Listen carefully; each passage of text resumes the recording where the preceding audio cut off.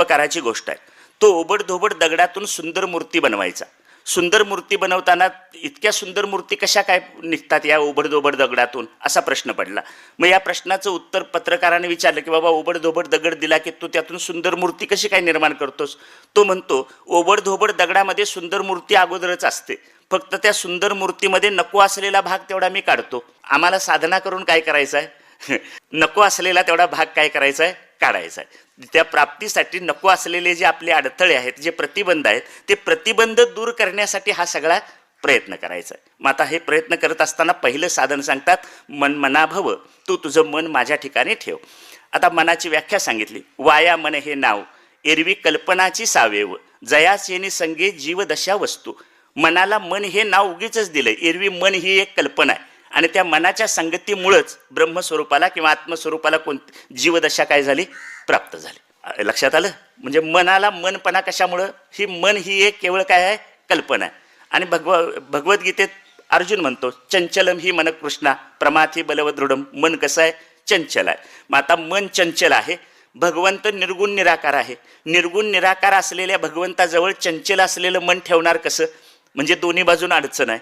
मग आता ती अशा निर्गुण निराकार परमात्म्याच्या ठिकाणी आम्हाला मन ठेवता येत नाही, म्हणून मग आम्ही कुठे ठेवलं, संसारात ठेवलं. आता आमची काय चूक झाली. मग आता आमची ही चूक झाली की आम्ही विचारानं विवेक करून ज्या संसारामध्ये आम्ही मन ठेवलंय तिथं त्याला पुन्हा पुन्हा विचार करून समजावून सांगितलं पाहिजे.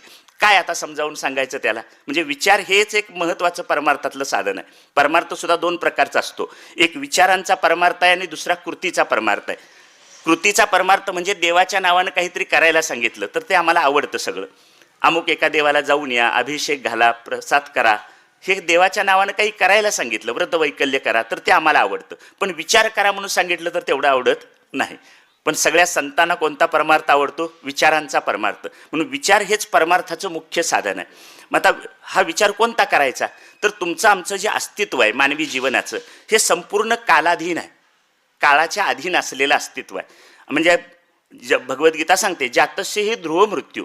याचा अर्थ काय, जन्माला आलेल्या सगळ्याला प्रत्येक गोष्टीला काय आहे, मृत्यू आहे. म्हणजे आपलं जीवन कालग्रस्त आहे. तुमचं माझं जीवन कालग्रस्त आहे असं नाही. सकाळी मी फिरायला गेलो होतो, मोठे 2 साप पडले होते रस्त्यावर, त्याच्यावरनं ट्रक गेला होता मोठा. आता ट्रक त्या सापांच्यावरून गेला. सापाला किती जरी राग आला तरी त्या ट्रकचं तो काय बिघडवणार आहे, बरोबर. मग सापालाच कशाला, फिरायला गेलेल्या माणसाला सुद्धा पाठीमागनं धडकतात.